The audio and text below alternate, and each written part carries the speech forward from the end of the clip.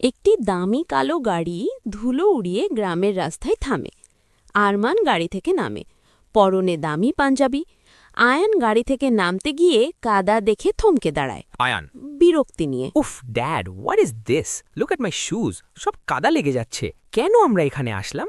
This place is so messy. Arman আয়ানের কাঁধে হাত রেখে, শান্ত হও আয়ান, এটা কাদা নয় বাবা, এটা মাটি। তোমার দাদু বলতেন এই মাটির গন্ধেই নাকি মানুষের আসল পরিচয় লুকিয়ে থাকে। আয়ান নাক কুচকে। গন্ধ smells like rotten leaves. I want to go back to the hotel. Arman একটু হেসে, মাত্র তো শুরু, চলো তোমাকে আমার ছোটবেলার জাদুকরকে দেখাই। দৃশ্য ২, পৈতৃক ভিটার আঙিনা ও আমতলা। আরমান তার পুরনো বাড়ির সামনে দাঁড়ায়।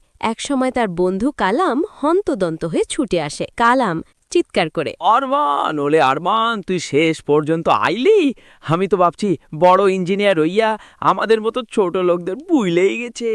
আরমান কালামকে জড়িয়ে ধরে, কি যে বলিস কালাম, ভুলিনি রে, সময় আর পরিস্থিতির চাপে আটকা পড়েছিলাম। তোর খবর কি? আমার আর কি খবর, এই বিটা পাহারা দেই আর তোর জন্য অপেক্ষা করি। তা এইটা বুঝি তোর ছোট সাহেব? হেস, পুরো তোর মতো চেহারা হইছে। এই খোকন, আসো তো দেখি দাদুর কোণে। আয়ান বিছিয়ে গিয়ে, নো, ডোন্ট টাচ মি, আপনার হাতে কাদা। আরে পাগল, এইটা তো নদীর পলি মাটি। এই মাটি দিয়েই তো তোর বাপ আর আমি ছোটবেলায় ঘর বাড়ি খেলতাম। দৃশ্য ৩, রহমত চাচার কুমারশালা। রহমত চাচা তার চাকা ঘোরাচ্ছেন। মাটির তাল থেকে একটা সুন্দর একটি কলস তৈরি হচ্ছে। আরমান আর আয়ান সেখানে পৌঁছায়। রহমত চাচা চোখ তুলেছে। আরমান, তুই আইসিস বাবা।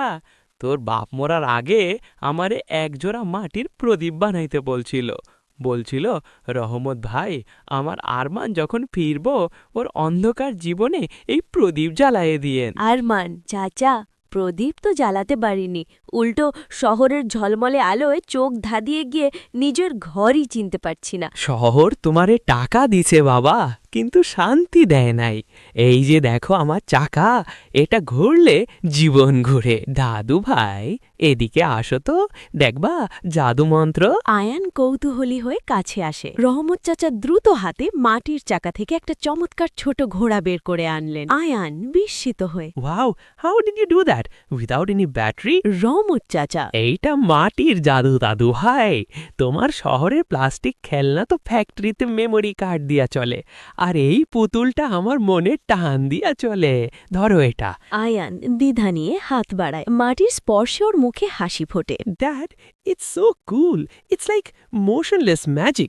গাড়ি চলতে শুরু করে। জানালা দিয়ে আয়ান রহমত চাচাকে হাত নেড়ে বিদায় জানাচ্ছে। আরমান ড্রাইভ করতে করতে আর চোখে দেখল আয়নের দামি শার্টে মাটির দাগ লেগেছে। কিন্তু আয়ান সেটা নিয়ে আর বিরক্ত নয়, বরং সে পরম মমতায় মাটির ঘোড়াটা আগলে ধরে আছে। আরমান বুঝল ইঞ্জিনিয়ারিং নয়, সে আজ একজন সফল বাবা হতে পেরেছে।